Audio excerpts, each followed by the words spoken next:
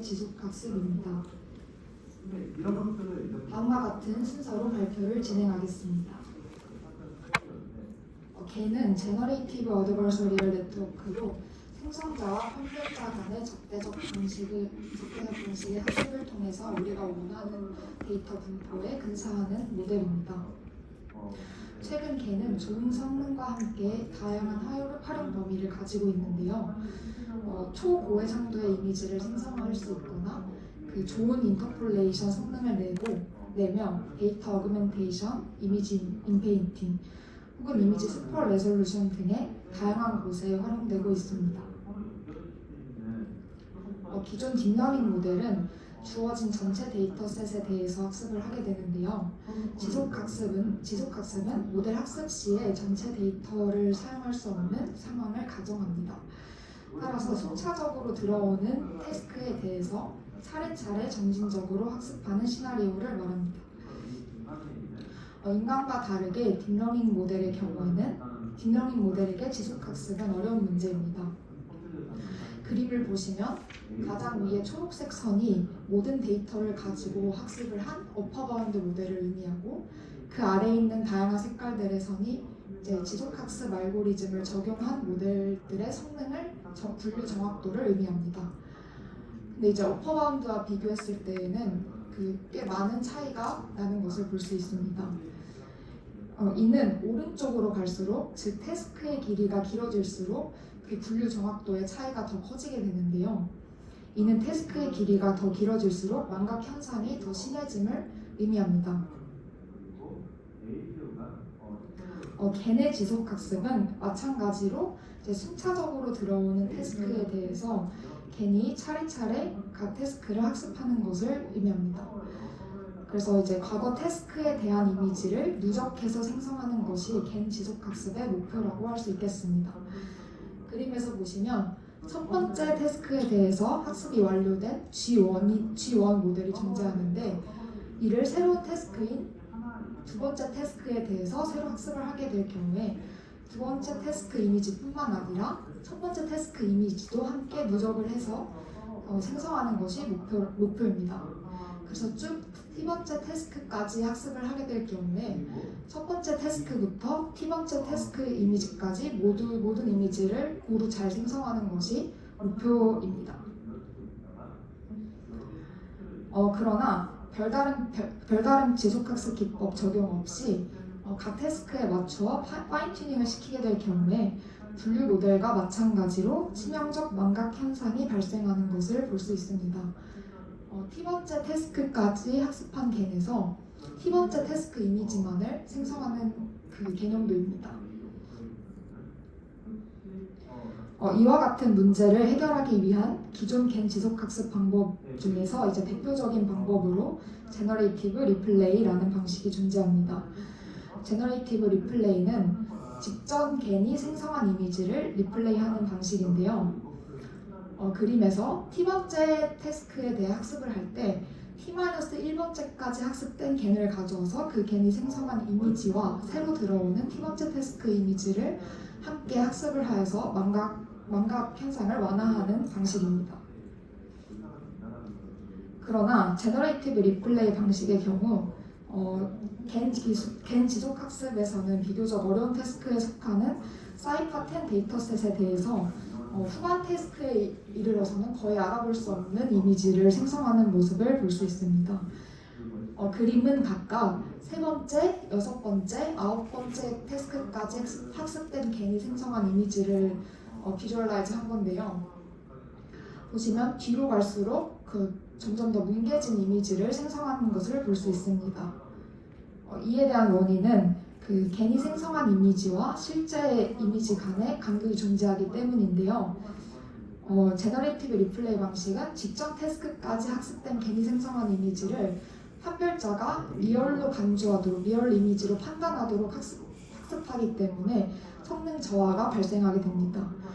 그리고 이렇게 성능 저하가 발생한 겐이 생성한 이미지를 또 다음 태스크의 판별자는 리얼로 판단하도록 학습되면서 이런 과정이 연쇄적으로 되풀이 되면서 겐의 학습 저하가 누적이 되게 됩니다.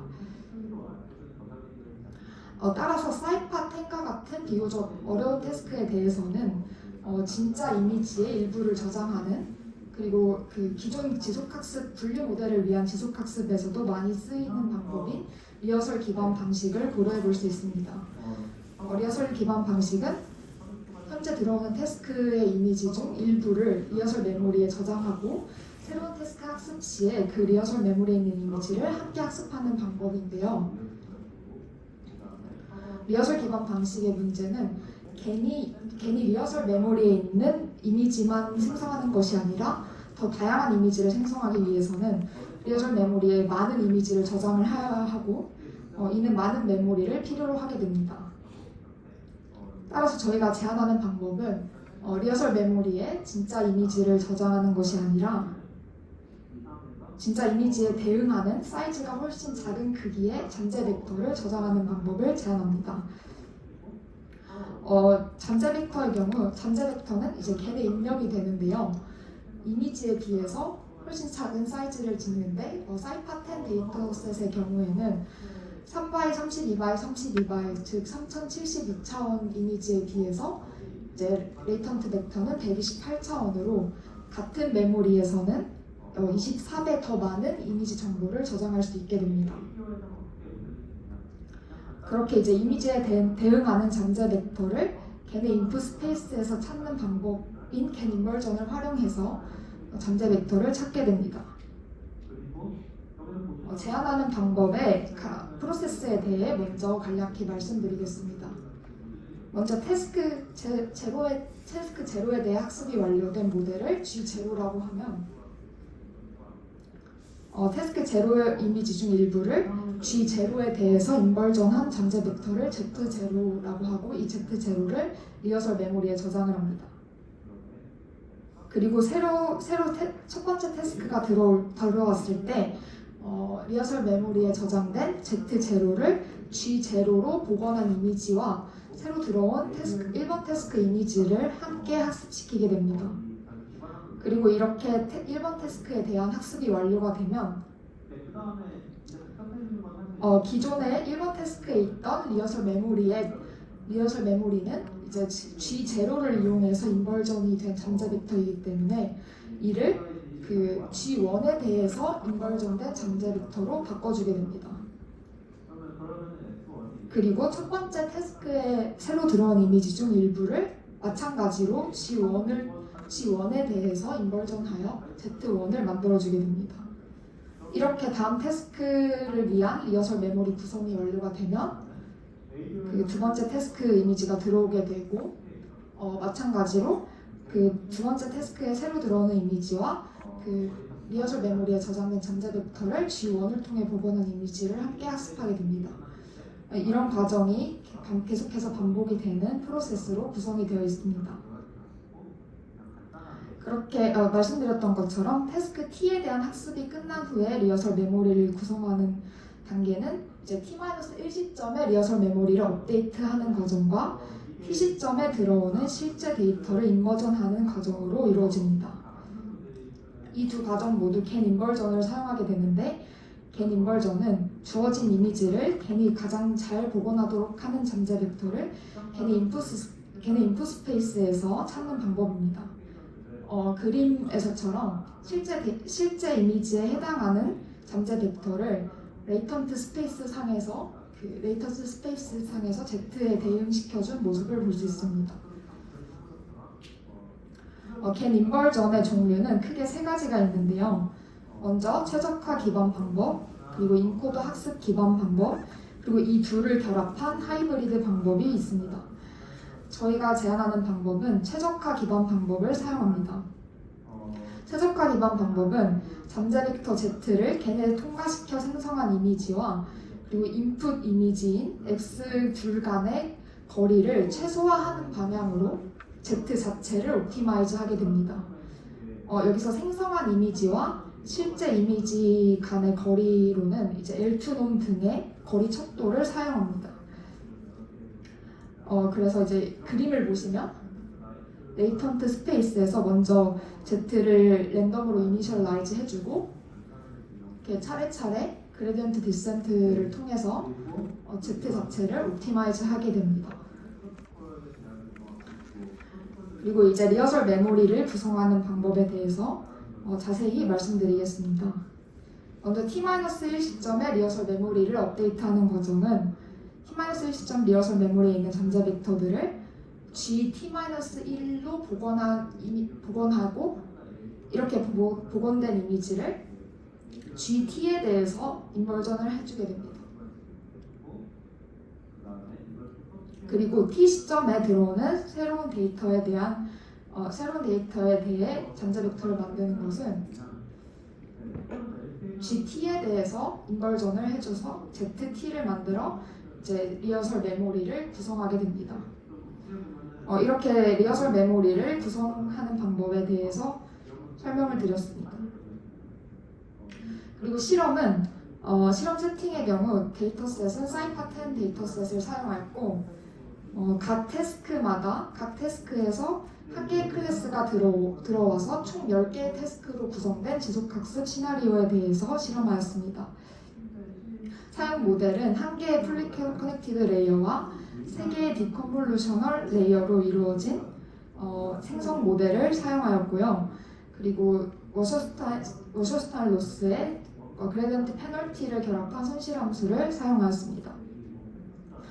성능 지표는 FID 그리고 피팅 카파시티 이렇게 두 개에 대해서 성능을 뽑아보았는데요. FID는 생성된 이미지 괜히 생성한 이미지 분포와 실제 데이터 분포 두 분포 간의 프리셋 인셉션 거리를 의미하고, 피팅 카파시티는 생성된 이미지로 분류기를 학습시키고 그렇게 학습시킨 분류기에 대해서 실제 이미지로 정확도를 측정한 결과입니다. 아래 표는 두 성능 지표에 대해서 측정을 한 결과인데, 어퍼바운드의 경우에는 이제 전체 데이터셋을 사용하여 학습한 모델이고, 제너레이티브 리플레이와 리허설 방식은 앞서서 말씀드렸던 방법입니다. 그리고 괄호 안에 0.4%에 해당하는 숫자는 사이파10 데이터셋에서 사이파10 전체 데이터셋의 0.4%에 해당하는 메모리를 사용했다는 것을 의미하는데요. 실제 데이터의 경우에는 태스크당 20장의 이미지를 사용하였고, 저희가 제안하는 방법에서는 400태스크당 480개의 잠재 벡터를 사용하였음을 의미합니다. 그래서 성능을 보시면 제너레이티브 리플레이 방식이 어퍼바운드에 비해서 성능이 많이 떨어진 모습을 볼 수 있고, 리허설 방식은 이것보다는 조금 더 나은 성능을 기록합니다. 그리고 저희가 제안하는 방법이 같은 메모리에서 보다 더 나은 성능을 달성함을 볼 수 있습니다. 그리고 이제 모든 태스크에 대한 지속 학습이 끝난 후 그 겐에서 뽑아본 이미지를 본 것인데요.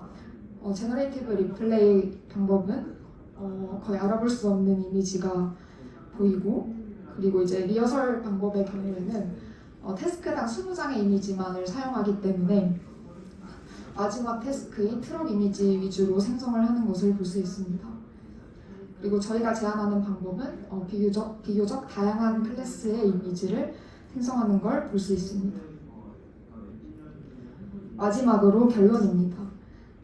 저희는 잠재 벡터 저장을 통한 겐의 지속 학습 방법을 제안하였고, 기존 리허설 방식에 비해서 같은 메모리에서 보다 더 많은 이미지 정보를 저장을 하여서 과거 태스크에 대한 망각을 완화하였습니다.